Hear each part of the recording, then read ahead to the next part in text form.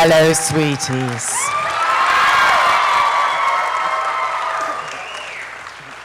I knew you'd say that. How you doing? Much better now you're here. Much better. Good, good, good. Let's get started. Oh, welcome to Raleigh. Thank you very much. I've never been here before, so I'm loving it. Oh, so nice and glad to have you. So, they're going to ask it anyway. So, after a certain tennis match today, yes. You know what? When I get back home tonight, I've got to actually watch it because I didn't. I just didn't have the time. Had to get ready, you know. Yes. For you guys. No, we don't know yet either. But you don't know? No, don't. Oh, you don't know the big story? We know the big story, but we don't know the name that has been dropped yet. Oh, okay. But you know about what happened during the match? Oh no, we're talking about the reveal of the next Doctor. Oh my God! No, they're formally going to name you. You name your. Federer, Cilic. Yeah, who cares about Wimbledon? That's where my mind is. Well, we see what your priorities are. Dr. Schmockter. Oh yeah. Well, of course. the next actor you might have a kissy scene with. Or actress. Or actress.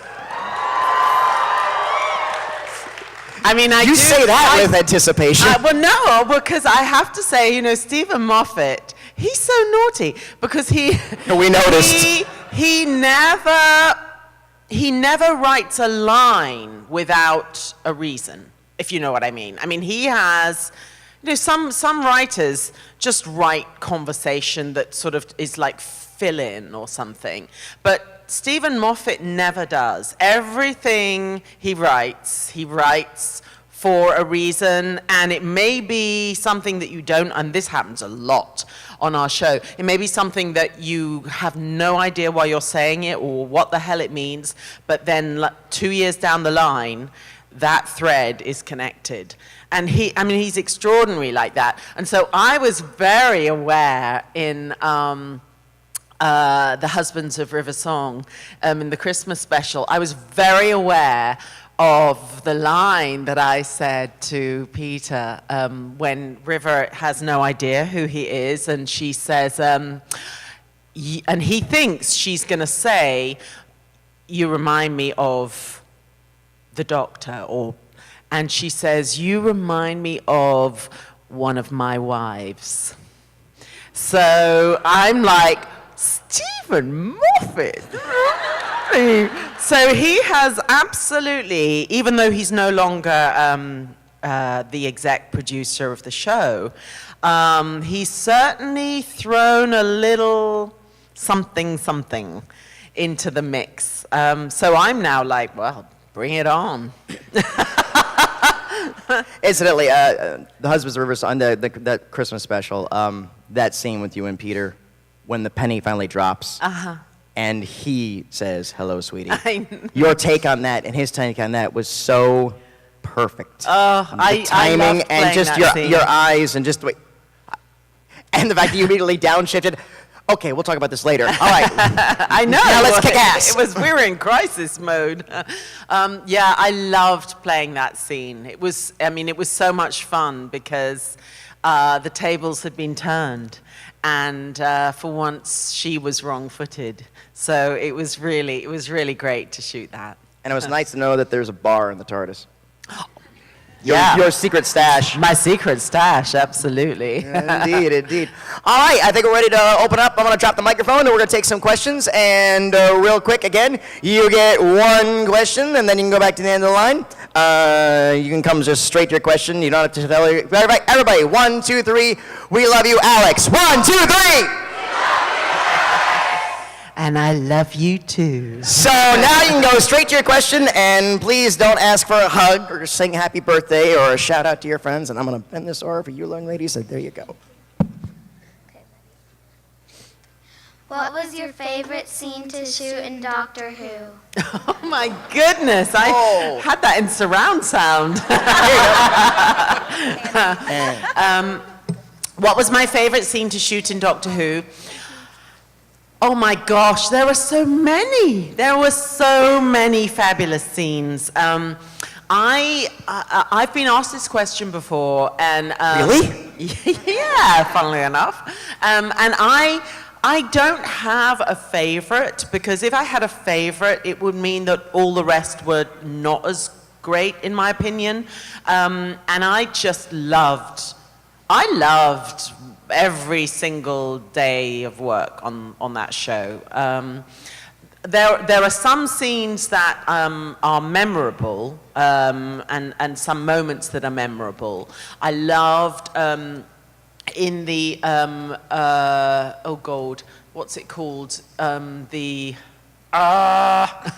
can't remember the name of the episode. Just tell us the plot and somebody will go it out. You know, big spaceship crashes. Well, that's a lot of them. Crash of the Byzantium. Okay. Exactly.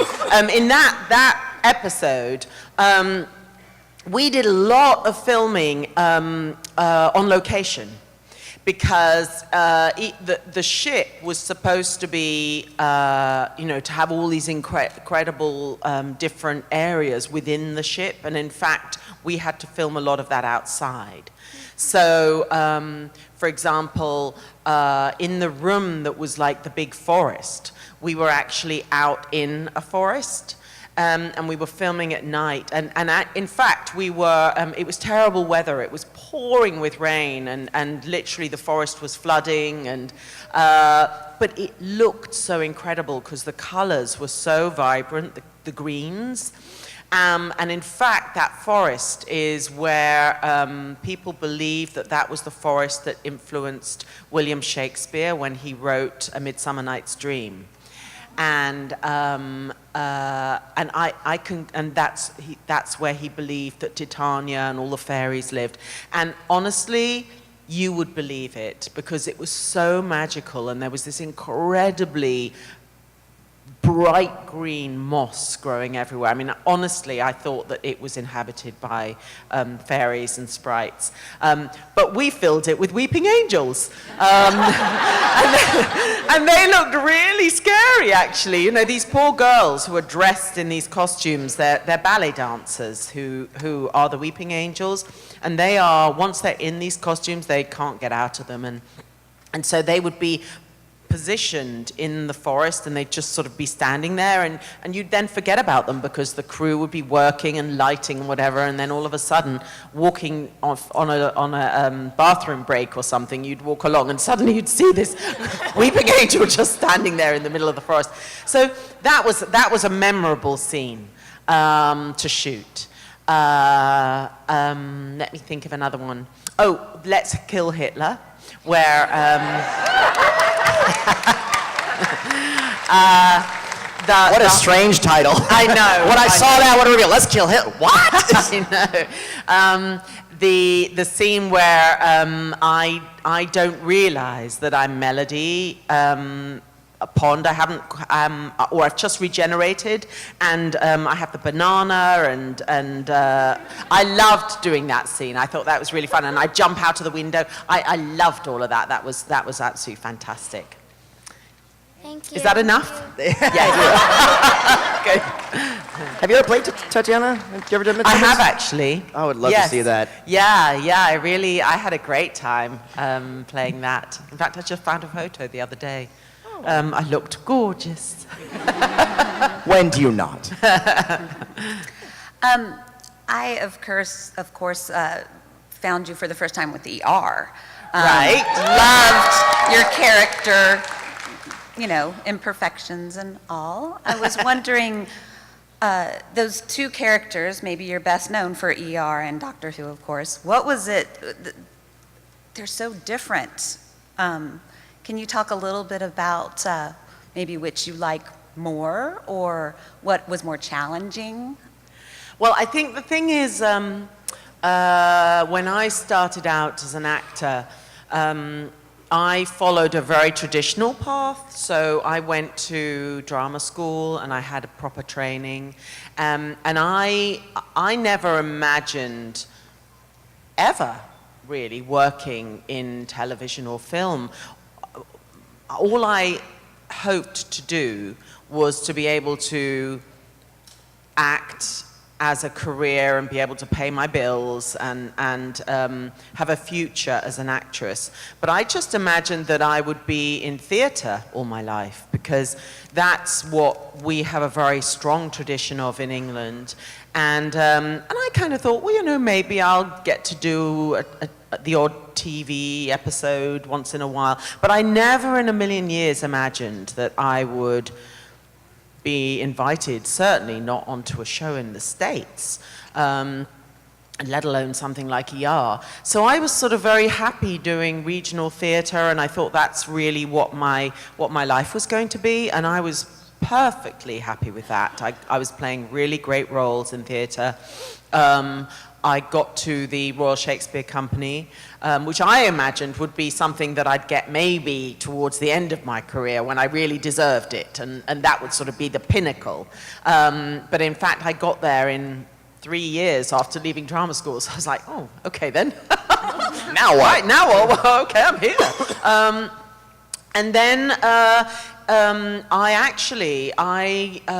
was offered ER off the back of a mini-series that I'd done called Mole Flanders.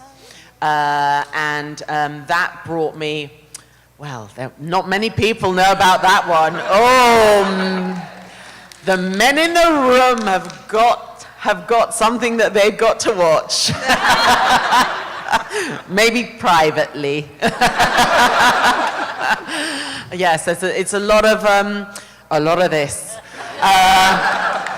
And I'm so, more fond of Essex Boys. Oh yeah. Well, I love Sean Bean. Yeah, yeah. And you guys, Yeah, we had fun a fun crime drama if you haven't Yes, seen it. yeah. Again, based adults. on a true story, actually. But so I had done Mole Flanders, and I loved playing that role. I mean, my God, I ended up with Daniel Craig. Who wouldn't? And then off the back of that, which already for me was so unexpected to play a role like that, and it was very well regarded. I went to the States, and that was the role that secured my role on ER. And I loved working on that show, and they kind of allowed Elizabeth Corday to, I suppose they just allowed her or me to develop her with the writers. Because they have such a large pool of writers, the new writers coming in a sense, looked to what I had been doing to kind of inform them as to how they should write for the character. So it very much, in terms of the creation of that character, it was a sort of organic collaboration, I'd say. I liked that she was sort of a bit feisty. The fact that she was English gave me a little bit more room to explore and to play with how she might behave, as opposed to how some of the American characters would behave. I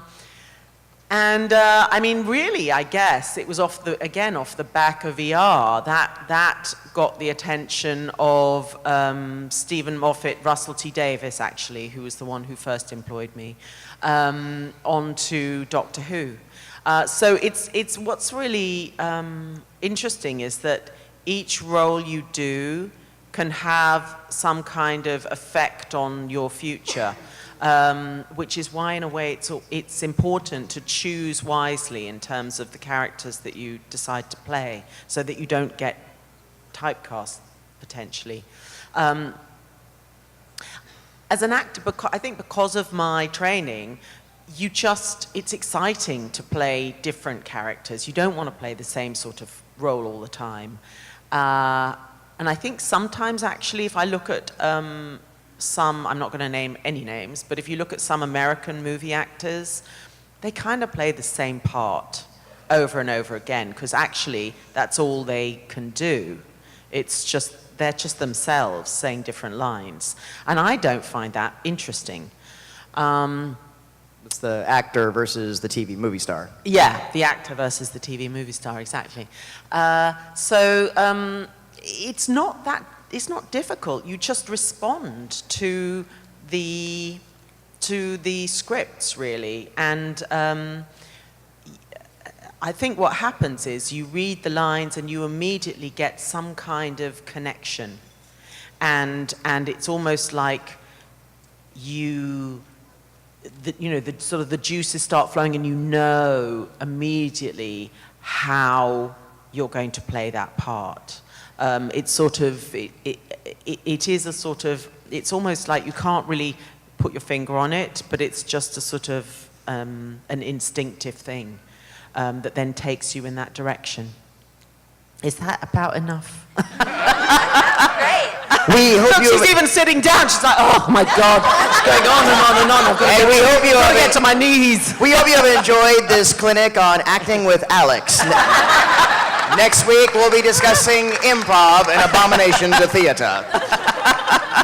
Thank you, ladies. Hi again. Hello. Okay.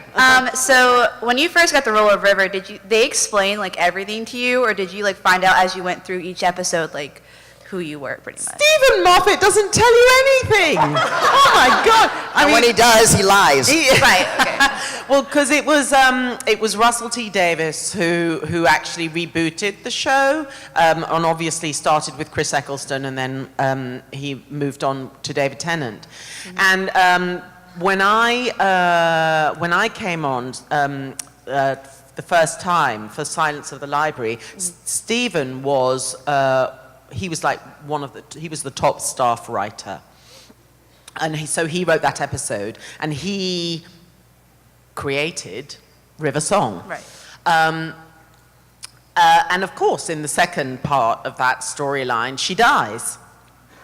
And I just assumed that was that. It was a lovely 2-part arc, and I was very happy to do it. I thought that was it. And what's so interesting, I mean, Stephen has always said there was a future, and Russell, even though Stephen didn't tell him, Russell knew, he had an inkling that this wasn't the end for this character. And particularly because in my diary in that episode, my diary was absolutely beautifully filled with these incredible drawings and writings about River's adventures with the Doctor. So, and they were all things that then we have continued to explore in subsequent episodes. So Stephen knew way back, right from the beginning, he knew the trajectory of the character. It's just he didn't tell anybody. And he certainly didn't tell me. Okay, thank you. And a reminder, ladies and gentlemen, if you have not explored them yet, she has done audio adventures for the Big Finish series.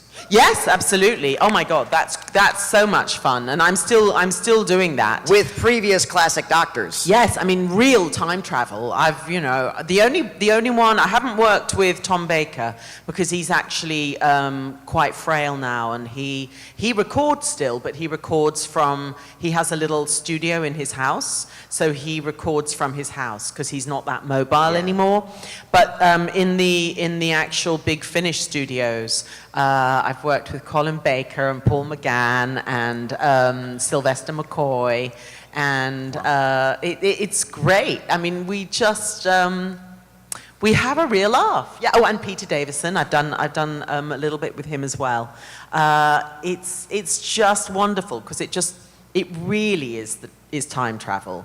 It's a whole arc about her bouncing around, and she can't let the McGann Doctor know who she is, and it's wonderful. And again, it's all done audio-wise, so it's just those inflections and cues, and you guys do it so well. Yeah, and in fact, they've just I'm not quite sure which box set they've just released, but my daughter, she was in one of the episodes, which was really fun to work alongside her. It was lovely. Nice. What you got for us, boss? Hi, I'm Mickey. Hello. You're just as beautiful in person as you're on television. Thank you. Oh, talking to her. Flattery will get you everywhere. I'm a pretty big fan of Peter Capaldi, so when he got the part of the Doctor, I was very excited, and I'm pretty bummed that it's over now. But I'm excited for the next chapter. My question is, in your short time working with him, did you have like a favorite memory or a great moment with him that really sticks out? I think that I was a little nervous of meeting Peter because I had such great respect for him as an actor. I love watching the show. There's a TV show called In the Thick of It. And he's brilliant in that. And in the past, he's tended to play quite sort of spiky, complicated, not particularly warm characters. Oh, yeah. If you YouTube In the Thick of It, do not have your children in the room. Yes. Yes, Do not. Yeah, do not. So, and I'd also heard, or I'd read a piece just before he became the Doctor, where he had said, with my Doctor, there'll be no kissing, there'll be, none of that stuff. We're getting back to basics. And I just thought, oh, God, that is... that he's directing that jab at me, and that means I have no future with him. But he swears that he never said that. But I was a little nervous when I was going to meet him for the episode. But the episode was so great. It was so well written, and it was like an old Hollywood slapstick comedy. And it was nice to see that he was excited too, because he'd had such that season had become so dark. It had gotten, more and more sort of just tragic. And his Doctor he's a darker,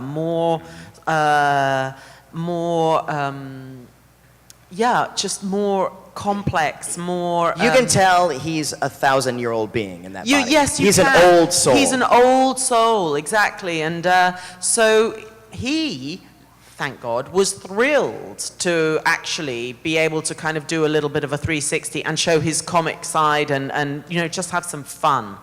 I think we loved working with Matt Lucas, and obviously he's back. And we don't want him to leave. We were talking about that. He's fabulous. I think I just enjoyed getting on the TARDIS and not only showing the Doctor, but showing Peter that I knew how to fly the TARDIS.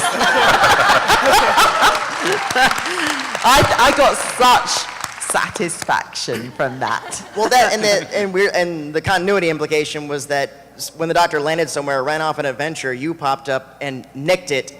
You had your own adventure and With brought Captain it back. Jack. And brought it back. So that was a lot of fun. Thank you for the question. Good Thank one. you.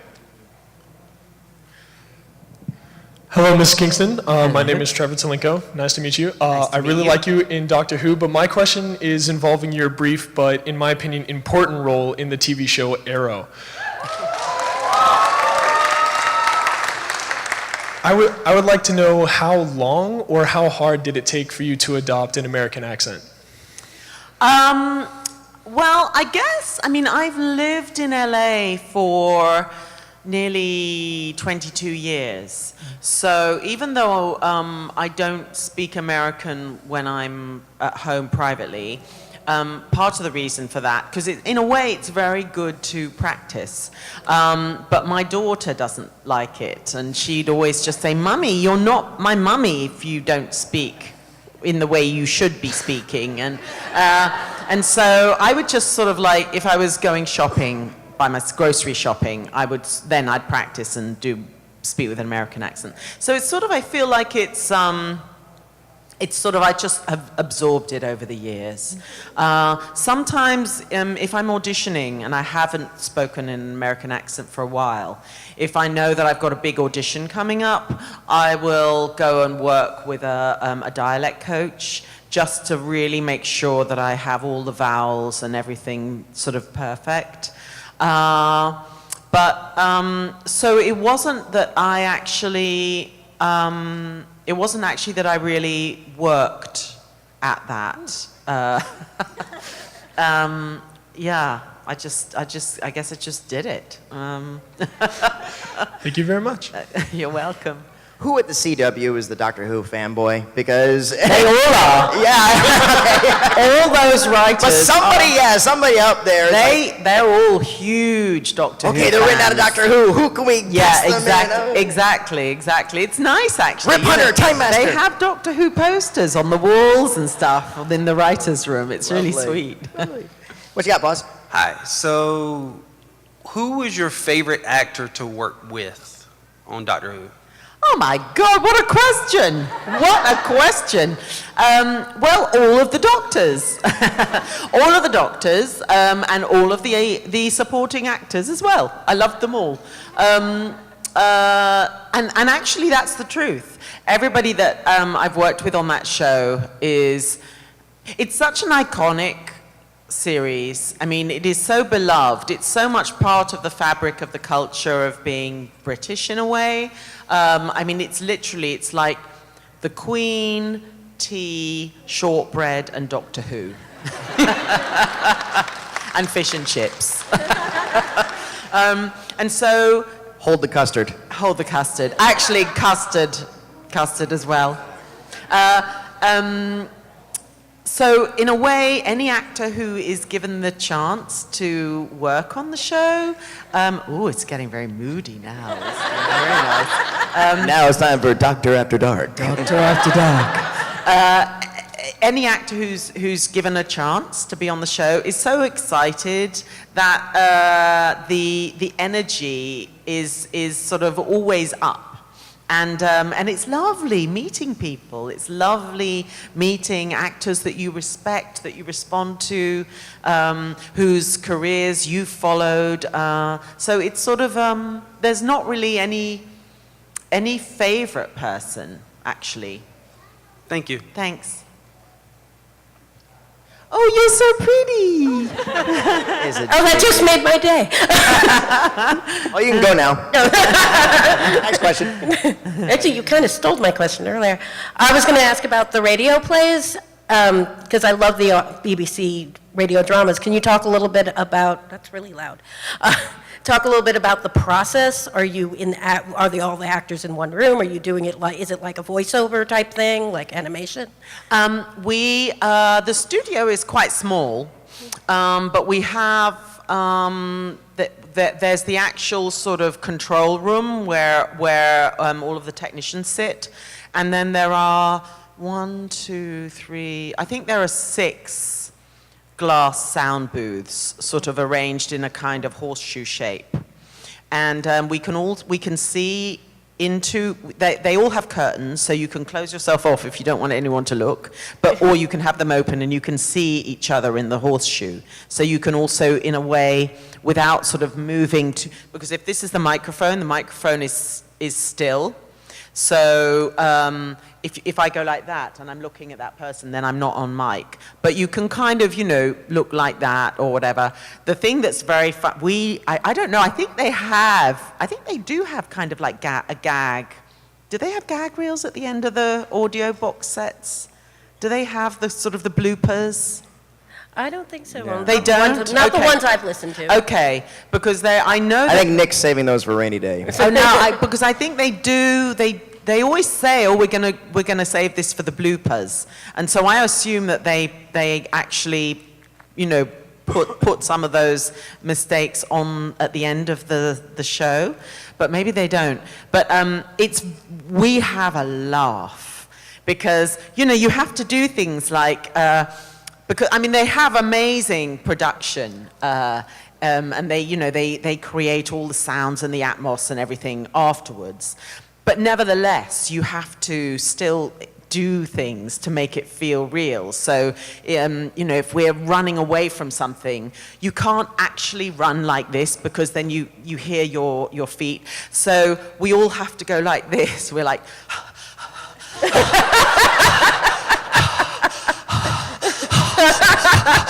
And it's hysterical. It's hysterical. And Sylvester McCoy, he can't stand up for long periods of time. So he's sitting all very comfortably. He's got practically an armchair. So he's sitting going like this. And then they're really funny because, of course, there's scenes where River has her her lipstick, and she's kissing somebody or anything like that. So then I have to literally go.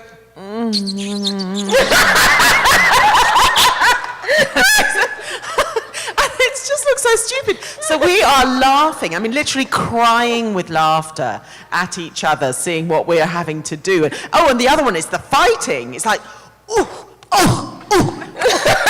You have to literally hit yourself when you're fighting. It's great. I love it. Bring it on. It's fabulous. Yeah, so that's about it, really. And we have fabulous food. Yeah. We have a wonderful... Alex, can you dial it back, darling, please? A little more ooh and a little less of the oh. Right. All right, take two. Thank you. Hello, my name is Carrie. Hello. I know you just said that Stephen Moffat told you nothing, but I heard in an interview that you knew before everyone else that you were Amy and Roy's daughter. That's true. How hard was that to keep a secret? Oh, it wasn't hard at all. It was fantastic. That's the one thing that I did know. It's really funny because he took me aside. He said, I want to have a talk with you. So I was like, oh, okay, what does this mean? And he said, I have a storyline that I want to tell you about, and I want to know whether you'll be available for it, because it will require you to be available over a period of time in the year. And because this is the thing, I'm not like on a constant contract. So they have to always check my availability, and they have to check it. And then that means that Stephen knows that he can go ahead with that storyline. So basically he said, look, so this is what's going to happen, but I need to know that you will make yourself available. So I was like, okay, tell me.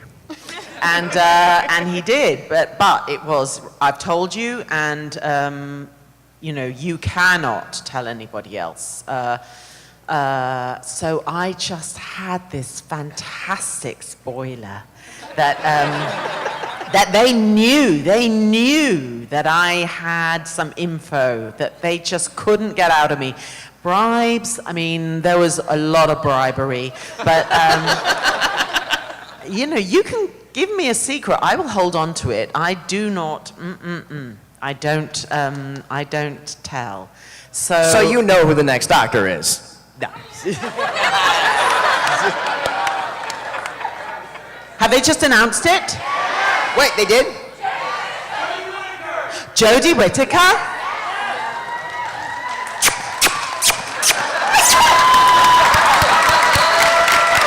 Oh my goodness. God, I'm always the damn cradle snatcher. Oh, that's lovely. She's a really great actress. She's fantastic. Oh my God, that's so exciting. Oh, how fabulous. Well, we've all discovered that together. That's marvelous. I'll never forget that. Yeah. Goodbye. Go off now. I'm distracted. Have you killed the doctor yet? Sorry, can you say that again, darling? Have you killed the doctor yet? Have I killed the doctor yet? Well, I guess I kind of did. But I didn't mean to. And he wasn't really the doctor. So it's all kind of quite complicated. But he's safe. That's the most important thing. He's safe. Thank you.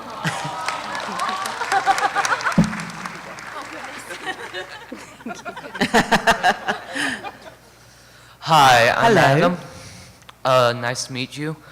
So who is your hero, like when you were growing up, who was your hero that you kind of like modeled yourself after? I'm one of those people that actually never modeled myself after anybody. I know that, I've heard people in the past sort of say, oh my gosh, the actress that I idolized or the actor that I idolized and you know, wanted to follow in their footsteps or whatever. I've never, and I used to think, God, why don't I? I don't have anybody though. So I sort of haven't really modeled myself after anybody. And I'm not quite sure why that is. I don't think you have to. At least I hope you don't have to, because I don't. But I didn't really have heroes. I had kind of like, you know, girl crushes on actors and things. And, you know, singers and all that kind of stuff. But there was no actor ever that, or actress that I ever sort of looked up to and thought, I want to be like them when I grow up. Thank you.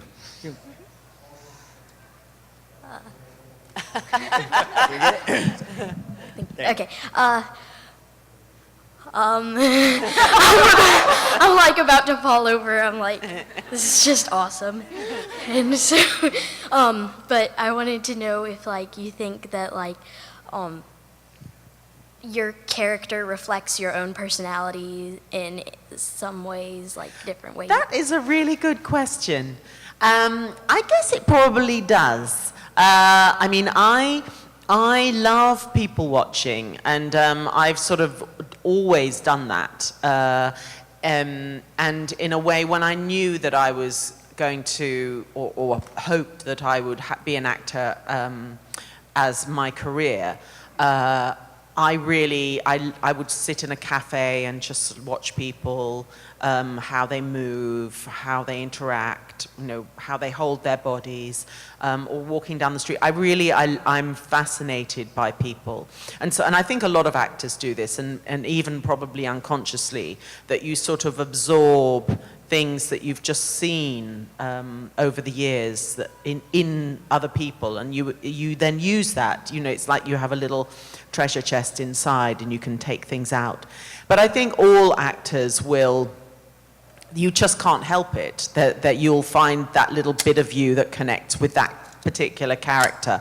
I know, for example, that this used to happen a lot when I was in theatre, is that whatever character I'm playing on the stage, somehow that character comes home with me then. So, you know, if I was in in a Shakespeare play where I'm playing a bawdy wench, everyone at home was in for a treat. But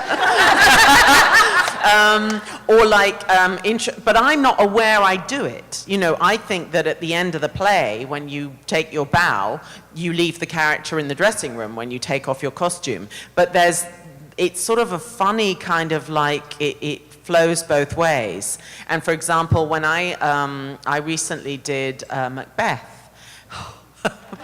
my poor husband, I was playing Lady Macbeth, and I assumed that I was perfectly fine. Leave her in the dressing room, and I'm home, and I'm Alex again, and it was only really at the end of the run that my husband actually told me how it was not easy living with me during that. Darling, stop asking me to kill my boss at work. But so actually what I do now, and this is literally only, and no, it's not actually, because I did it with the ER as well. What I do when I know that I'm finished with that character, if I'm in the theater, after the very last performance, and we all take the bow, as I'm taking that bow and I'm standing for the last time in that space, I have this kind of mantra in my head where I'm telling the character to leave, and I'm letting the character go, and I'm asking the character to leave, because it's almost like you're inhabiting, or you're letting a spirit inhabit your body for that time. And I did that also with ER. My very last, after my very last scene in the hospital set, I stood there and I released Elizabeth Corday, and I just let her go into that space. And it's quite hard because it's like you're letting go of a very close friend. I haven't let go of River Song. Not with Jodie Whittaker playing the Doctor. I'm glad you have not let go of River Song, but unfortunately, we must let go of Miss Alex Kingston. I'm so sorry. We have reached the end of our time. How late are you here with us till today? I think until 4:45. All right. Can we not just have one more question? If Come you on, want to, let's just have one more question. Quickly. You're the guest. I talk too long, that's the problem. Hi. Hi. I was wondering, as an actress, what tools you use, if any, to keep track of River's complicated timeline. I don't use any tools, I just trust Stephen Moffat. And I trust that he knows what he's doing. That's Thank it. you. Okay, next one, quickly. Hi, my name is Logan. Hi, Logan. It's nice to meet you. Nice to meet you. So I love Black Canary. You played Dinah Drake on Arrow. Yes. So my question to you is, how would you have felt if Arrow had come to you and said, we want you to play the original Black Canary? Oh my God, I would have loved it! Come on, I've got the costume in my wardrobe. I was like, yeah, please. But no. I know, I'm sad about that. Yeah, I know, it's a shame. Okay, next one. I want to get to River. I can see River though there. So she's got to ask a question. Hi, I'm Courtney. Hi, Courtney. I was wondering if there was any character, alien, anything on the show that you, if you got the chance to play, or if you were not playing River Song, what would you be?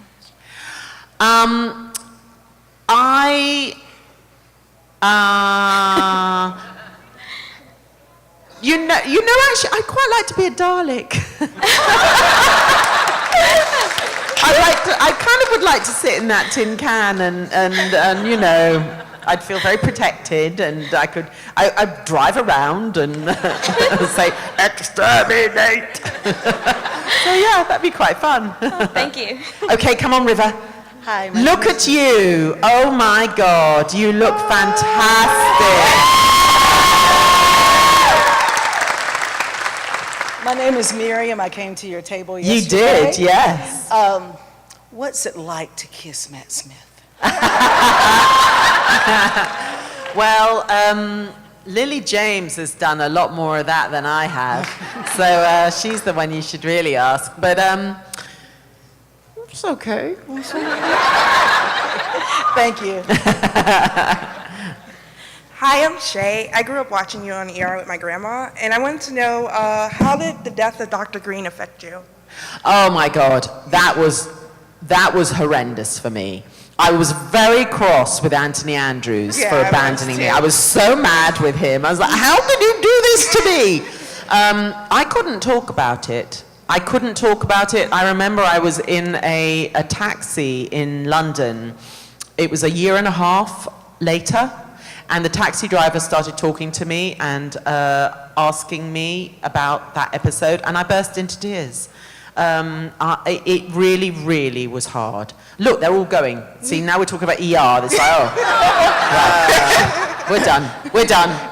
That's it, though, isn't it? I've got to stop now. Yeah, we're going to pull out the big hook. I'm sorry, guys. But like I said, she's available to her table till 4 o'clock today. Stop on by, get an autograph, get a picture. Thank you. Thank you so much. And Alex, I still want to see, who wants to see River Song versus Missy? Me! That's my dream. I would like to.